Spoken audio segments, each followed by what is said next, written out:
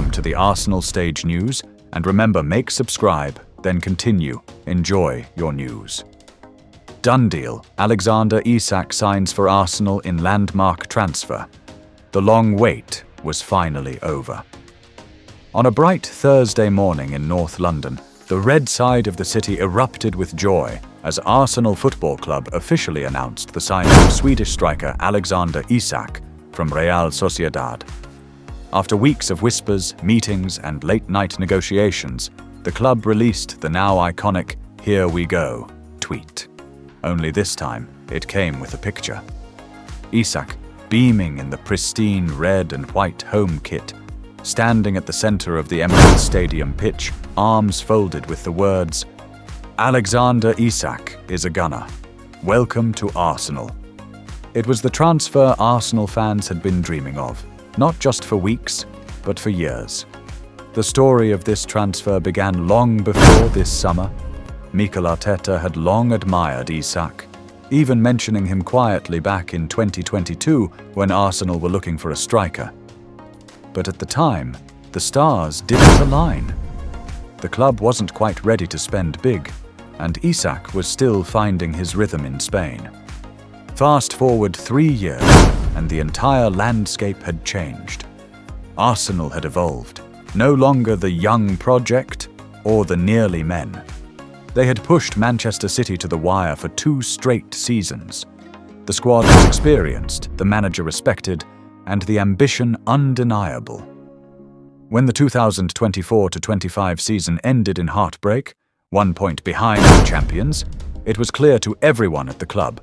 They needed a striker who could finish the job, someone who could convert those tight draws into narrow wins, someone who could lead the line with grace and power.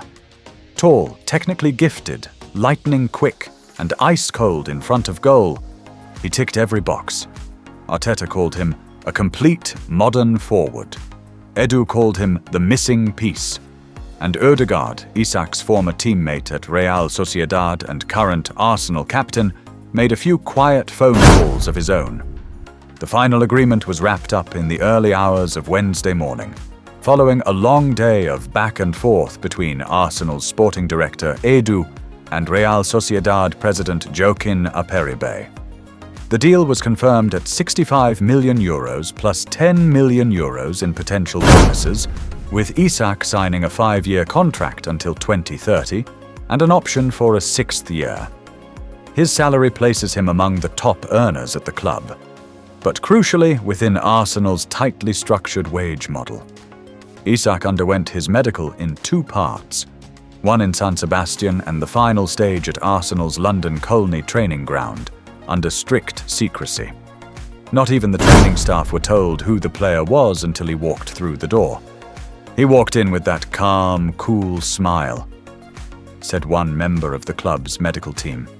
No flash, no ego, just focused. We knew we had someone special. Shortly after the official announcement, Arsenal released a video on their social platforms. It began with soft piano music, showing the streets of Stockholm, the beaches of San Sebastian, and the iconic view of the Emirates under lights. The camera faded to a training session. Isak receiving a ball from Ødegaard, flicking it past a defender, and curling it into the top corner. Fans around the world couldn't contain their excitement. Within minutes, the Arsenal website crashed from traffic. On Twitter, X, hashtags like "Ain't welcome Isak," "Isak is red," and "Armed Gunners Unite" were trending globally. Arsenal Fan TV was live for 7 hours straight.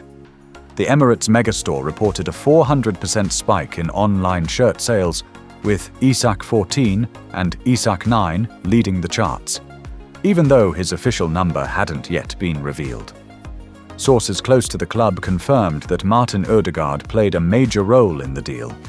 As captain and a close friend of Isak, Ødegaard spoke often with his former Sociedad teammate over the past month.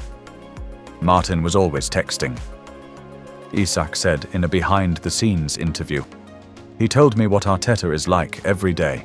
The ambition, the brotherhood in the dressing room, the energy at the Emirates. He said it's a place where players grow."